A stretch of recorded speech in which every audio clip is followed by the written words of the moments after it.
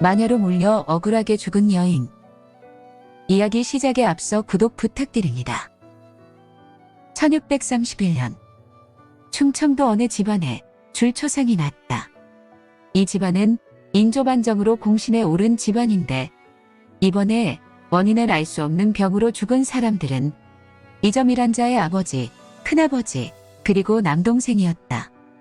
사람들이 죽은 이유가 뭐라고 하던가?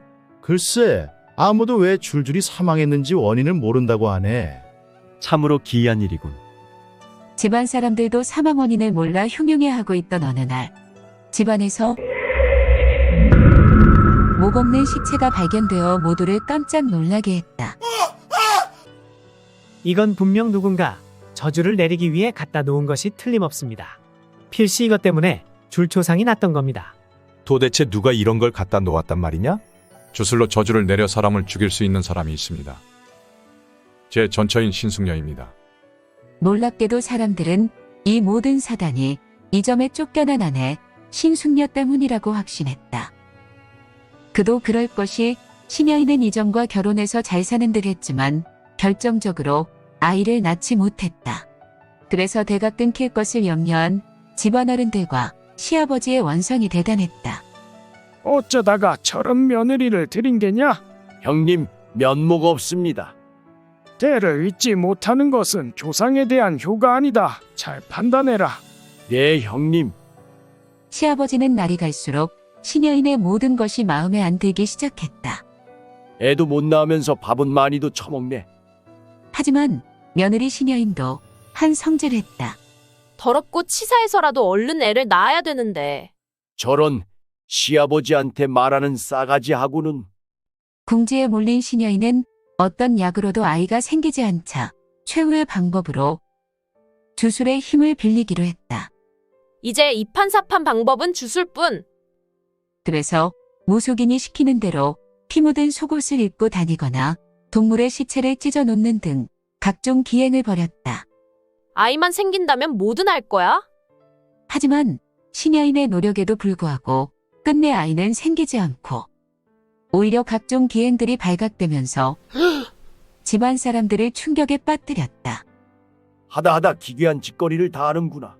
당장 쫓아내서 다시는 이 집안에 발을 못 들이게 해라. 그렇게 신여인은 쫓겨났다.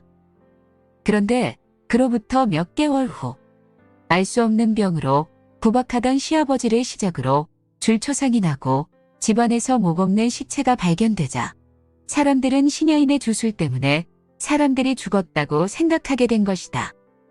집안 사람들이 신여인을 고발했고 체포됐다. 하지만 신여인은 억울합니다. 저는 시체를 갖다 놓은 적이 없을 뿐더러 어찌 주술로 사람이 죽는단 말입니까? 하고 혐의를 완강히 부인했다. 사건은 조정에까지 보고됐고 조정에서 조사관을 파견했다. 조사를 마친 조사관들의 판단 역시 신여인과 크게 다르지 않았다. 아무리 사람을 미워해도 그렇지 주술로 사람을 죽였다고 하다니 너무 억지 아닌가. 하고 4개월 만에 신숙녀를 풀어줬다. 이렇게 신숙녀 사건은 마무리되는 듯 했다. 그런데 사망한 큰아버지의 아들 이해가 상소를 올리면서 상황이 바뀌었다. 이해는 인조반정의 공신이기 때문에 이해의 상소를 무시하고 덮어버리기는 어려웠던 것이다. 그래서 인조는 신여인을 석방한 조사관들에게 잘못된 판결을 한 죄를 물어 하혹하고 석방됐던 신여인과 여종들을 다시 잡아 한양으로 압송했다. 이들에 대한 신문이 시작됐다. 바른 대로 말해. 너희도 신숙녀가 주술 부리는 거 봤지? 하며 여종들을 고문했는데 여종들은 끝까지 혐의를 부인하다가 고문을 못 이겨 사망했다. 상황이 이렇게까지 되자 대신들 사이에서 아무리 그래도 저주로 사람을 죽였다는 건 말이 안 되잖아? 하고 처음부터 무리한 수사라는 의견들이 나왔다. 그래서 한양으로 압송된 지 8개월 만에 신여인은 다시 석방됐다.